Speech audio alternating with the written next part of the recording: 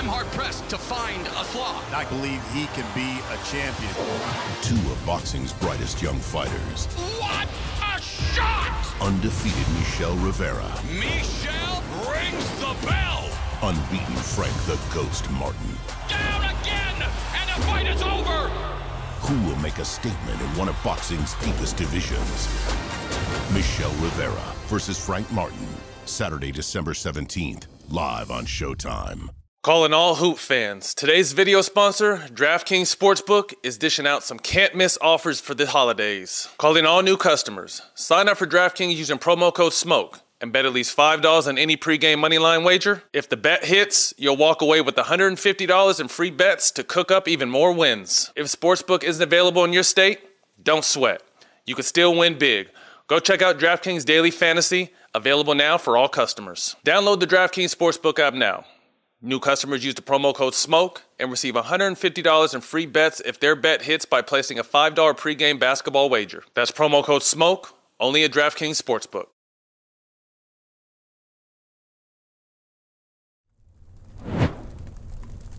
Welcome back to What's Burning. Got my UCLA brethren, Jelani McCoy, back at it. I'm coming to you from the city. I'm in San Francisco right now. Got to call a game tonight, so on the road handling business. Lon, let's get right to it, man. Great game last night. Lakers-Celtics went down to the end. Celtics blew a huge lead. Lakers came back, took the lead, pushed it to overtime. Before we get to the overtime, let's just talk about the back and forth and what we saw from Tatum, who to me is probably, should be the leading vote getter in the MVP ballot right now, and what we also saw from LeBron and AD and the Lakers with an amazing comeback. I'll start with Tatum. Tatum right now probably the best player in the league at the current moment. I'm not mad at that. I think he heard the talk on the West Coast trip about how he shied away from what was going on in Golden State. It was the last game on their trip of the West Coast ring, Lakers-Celtics rivalry. I think he answered the bell. I think the bell was ringing. They was trying to talk down on JT a little bit. Jaylen Brown is no longer even a Robin. I think those are two superheroes, Marvel characters, Avenger assembling and fighting with each other. There's not like a 1A or 1B thing right now. Out of LeBron and AD, I see the fight. I see AD fighting. It could be, I thought AD in the middle of this run was going to take, a few games off here or there. He hasn't done that. It's kind of galvanized LeBron. It's like we talked about on the show before, how he has to take it from LeBron. And I see him taking it, and I see that Laker team fighting. They're starting to take on some of the mantras of Darvin Ham. And it looks like, although, a loss is a loss, I think, the Celtics and the Lakers are headed in the right direction for both programs. Man, I agree with everything you said. I definitely agree with the Tatum and Brown. They're both Batmans, or one's Batman, one's Superman. These guys are incredible. They take turns while also involving the rest of their team, which isn't easy to do. Marcus Smart stepped up huge, hit some big shots. Lakers, I love their fight. I just knew that overtime wasn't where they wanted to head because they exerted so much energy to get to that point that they needed to win it in regulation. I knew that they all looked dead ass tired. And Boston did what they had to do in the fourth quarter. But I think for Laker fans, you see, I tweeted this last night, you see potential, you see hope. Russ has bought into his role and is playing well. They're going through AD while LeBron is still able to be his great self. So I'd be encouraged if I was, again, there's no, a loss is a loss like you said, but I would be encouraged from that performance last night just to see that they have that in them still. And as they continue to build their chemistry and get their shit together, they're going to be all right. Agreed. Brown and Tatum, the highest averaging duo in the league. Again, we just gave them a lot of praises, but, hats off to these two young guys. You remember, talk even up to last year, maybe 2 seasons ago, was you had to trade one of these guys. You had to trade Brown to get something else because these guys couldn't play together. They blocked all that noise out and, again, are the best duo in the league and, both option ones on the same team while still sharing the ball with the rest of their team. So I'm excited for this team, man, and the run they can make this year.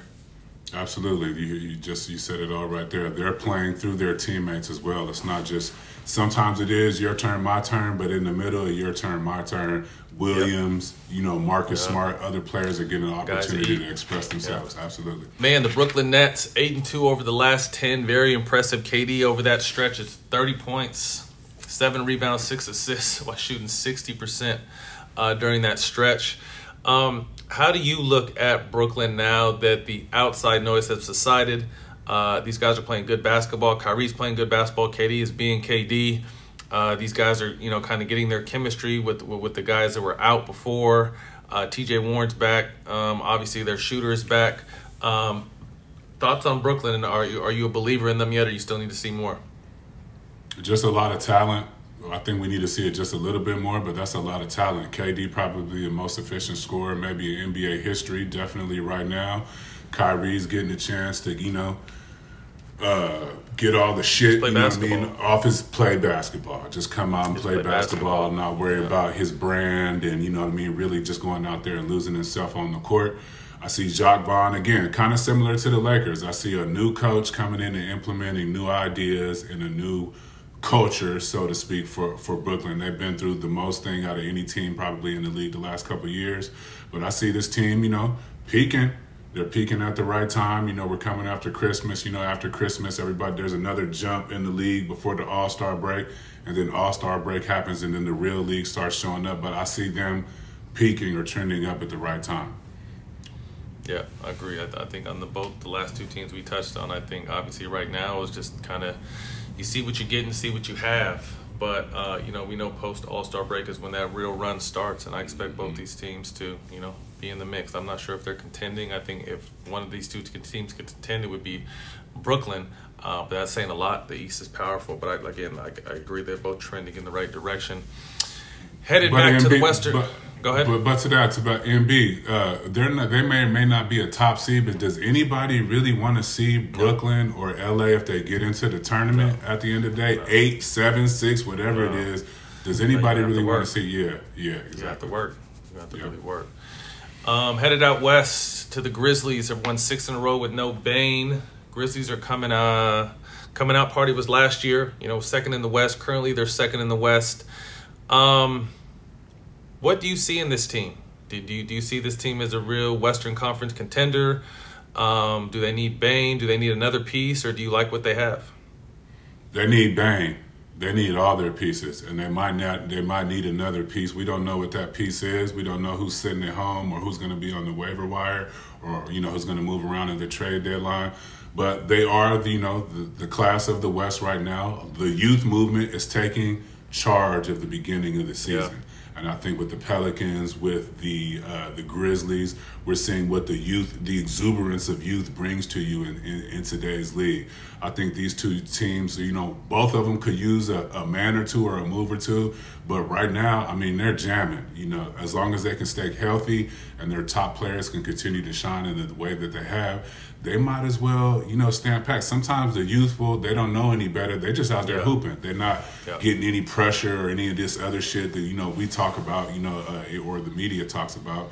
So I would stay with this youth movement. These coaches are doing a good job, and I would ride this out right until, the trade deadline and see. I would get the specific piece that I need, though. I would not take a gamble and just bring in a name just because it's a name. Yeah, no, I agree.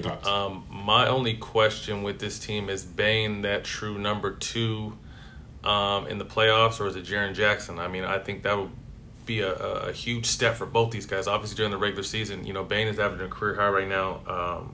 I've always liked Jaren Jackson, but which one of those guys is really going to step up and be that other 20-point scorer a game in the playoffs? If one of those two guys can do it, I love this team.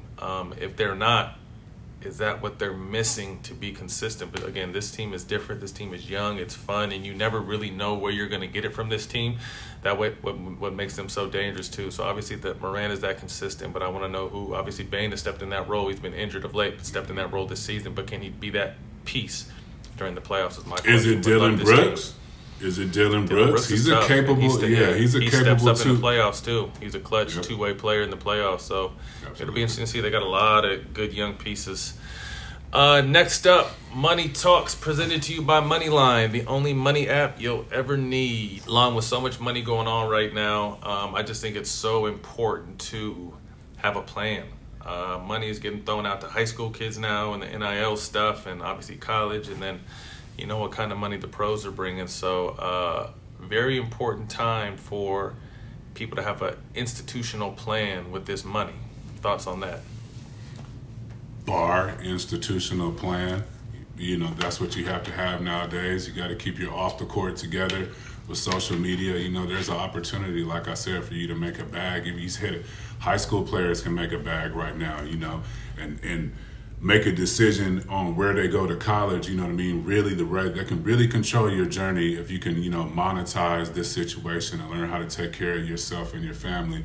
You can limit a lot of bad decisions that have to be made during this process. If you're going to college, if you're going to the pros, if you're going overseas, whatever that is, you know, this NIL and this new institutional thinking of the way to save, to invest, to not spend money in the ways that we did, that's just a new vibe right now, and it's okay. And I champion people like you, who and Stack, myself, who have been transparent into the mistakes that they've made with their money, so that people can learn from those mistakes. We need to pass our information around to our communities. That's what's happening around with these young fellows. The world is being thrown at their feet, and we have to protect them by exactly what you said, giving them the game so that they can learn how to institutionalize that money and make it work for them. Yeah. I mean, I'll close out with this. I just think financial literacy is cool now, which is great. It wasn't something that was talked about when we were coming up, and obviously we made mistakes. So, you know, obviously with us keeping it real and it being cool to kind of understand what's going on, kids will be fine these days. So that's a wrap for Money Talks, presented to you by Moneyline, the only money app you'll ever need. Next up, we got a new segment by one of our newest sponsors. Welcome to the All the Smoke and What's Burning family, NBA Top Shot. So this new segment will be called Legendary Moments, because that's what they're bringing to you. It's a digital collectible of authentic NBA highlight moments. Basically, Lon, it's a digital trading card, so gone are the days of the crusty gum inside the bubble gum inside the package of the cards, and you losing cards, bending cards, losing value on the cards. These are digital collectibles that you can access pretty much anywhere, so they're always at your fingertips. And I guess this is just the new wave. I didn't really know too much about this. And then we were told that they were coming on, so I kind of started looking it up, and it's just super interesting and super dope. And one thing I do know is, I have friends that have talked to me about it, and they're actually making real money off this stuff. So I'm excited to bring them into the fold and get into their space, because I think, obviously, this is the new wave of digital collectibles, and I think it's dope. Yeah, this is obviously what we're good at. They're into legendary moments, and so are we. So this is a good partnership. I'm from the old school of trading cards, the Beckett magazine, and putting the shit in the individual things, and trading your cards and getting over on somebody, because it was a whole hustle. It was a hustle back then, when cards was $2 and $3, and you wanted to get the $6 or $7 card or the $10 card, and it's a hustle right now. Everything is digital right now. So, you know what I mean? If we can bring back some of the old into the new, that's a win-win. And shit, who don't want to see legendary moments at the end of the day? What's dope about this is every moment is obviously authenticated through the NBA, so you're not getting nothing fake. Everything is real. So start your new NBA Top Shot collection today at, I'm going to spell it out for you, HOO.PS/WB. That's HOO.PS/WB.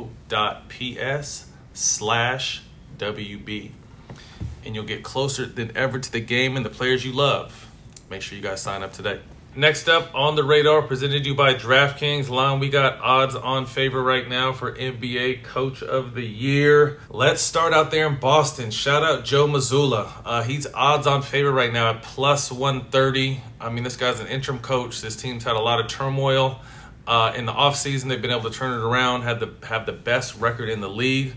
So not only is he odds on favor right now to win Coach of the Year, the producer in my ear just told me he could possibly be coaching an all-star team, man. So we definitely got to give this guy his flowers, coming in a tough situation, but, continuing to pick up where Ime left off from a standpoint of, you know, this is a championship caliber team, and Joe hasn't missed a step.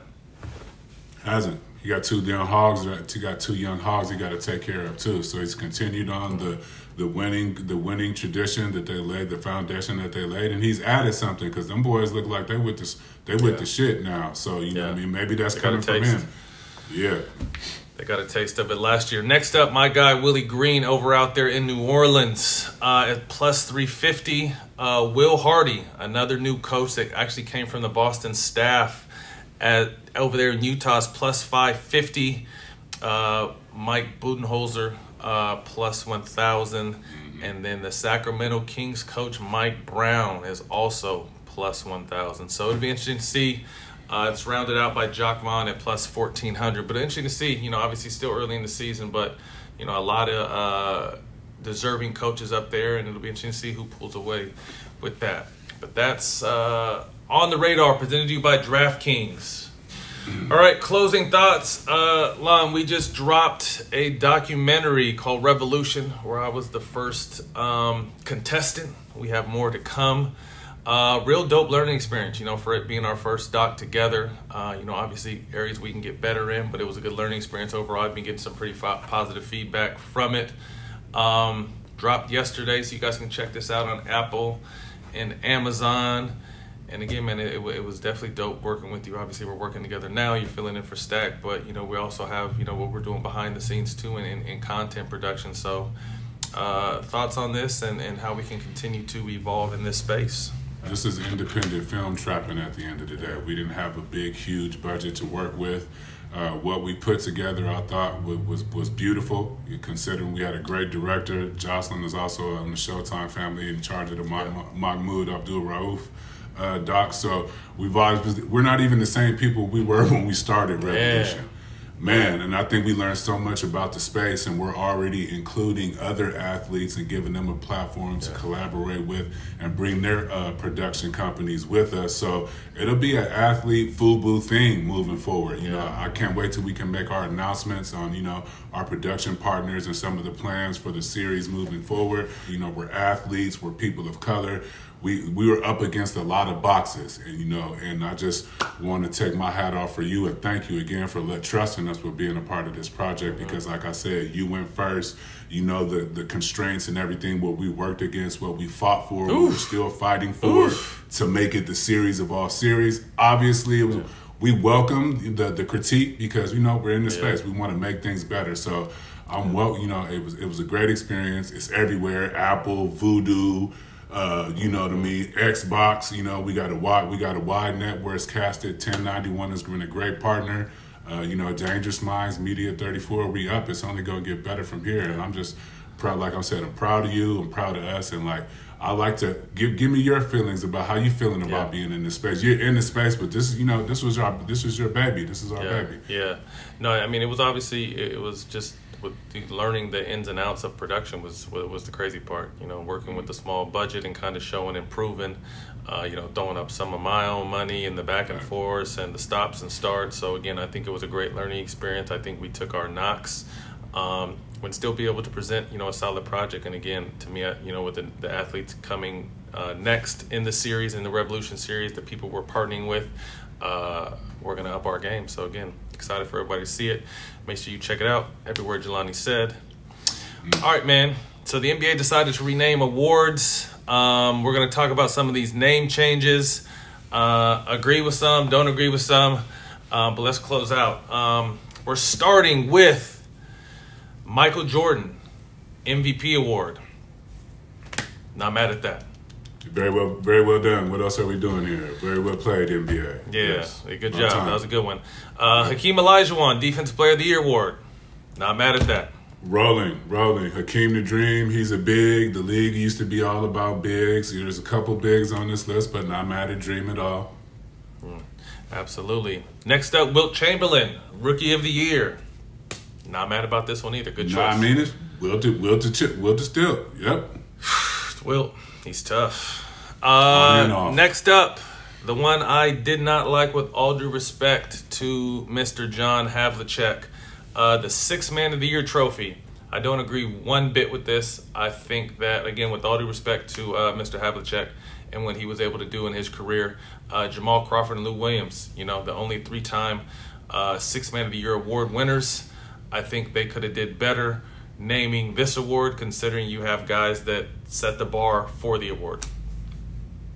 I have to agree. These are the logical. No disrespect to the Havlicek family and what John Havlicek has done for the league, but it seems like, you know, we're turning and starting to highlight some of our, you know, more recent players. Not that, you know, some of these, Havlicek is a little older. Well, we're starting, you know, it's time now. You know, those two deserve a lot of respect for what they did for the Sixth Man Award. I haven't seen a lot of Havlicek footage, but I'm pretty sure a lot of people have seen a lot of Jamal Crawford and Lou Williams footage. So I would have to disagree on the Havlicek Sixth Man of the Award here, and I would like to nominate the two brothers. How do you feel? Yeah, agreed.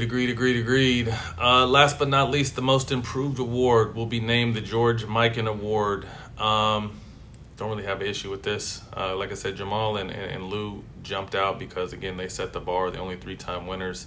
To be honest, not very familiar with Mr. Mikan's game. He got the drill. Anytime you got the drill, you got the Mikan drill. You know what I mean? Yeah. So I ain't mad at it. I just like the fact that the NBA is starting to put some names behind some of the stuff. You know, I think it may be time to change the logo. You know, obviously I posted something the other day about Kobe, possibly, actually I copy and pasted what Jamal said. Jamal was the one that brought it up, but I just reposted about Kobe possibly being a logo. You know, Bron is leaving the NBA soon. Where is he going to be? Is he going to be the new logo? Not mad at that. Is he going to get an award named after him? He should. So, he should. I like that this kind of stuff is still up in the air. You know, the NBA standard is evolved so much since the beginning and since they first, you know, came up with this Jerry West logo, and I think he's even on the record saying he doesn't mind it being changed. So that's his guy. I just like the fact, I like the fact that the NBA is evolving and naming awards after players, and, you know, obviously helping their legacy continue to live on. So, man, that's a wrap. Go ahead. You got something? No, yeah, I was about to echo what you said. So part of being a part of a league that's, you know, not working off antiquated models, and they're keeping up with the times and, you know, their fan base and, you know, the people that actually love and watch the game. So it makes me very proud to be an alumni of the National Basketball Association. Less than 5,000 of us on this planet. So they don't want to say that, though. Very, very exclusive club. Man, that's a wrap for What's Burning. You can check us every week on Showtime Basketball YouTube. And on Twitter, Instagram, and TikTok at Show Basketball. We'll see y'all next week.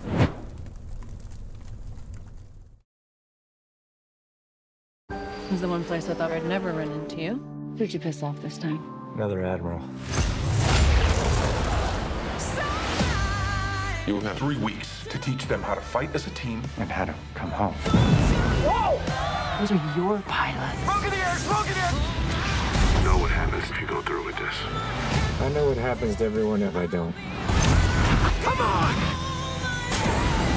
Top Gun Maverick, rated PG-13, streaming December 22nd on Paramount+.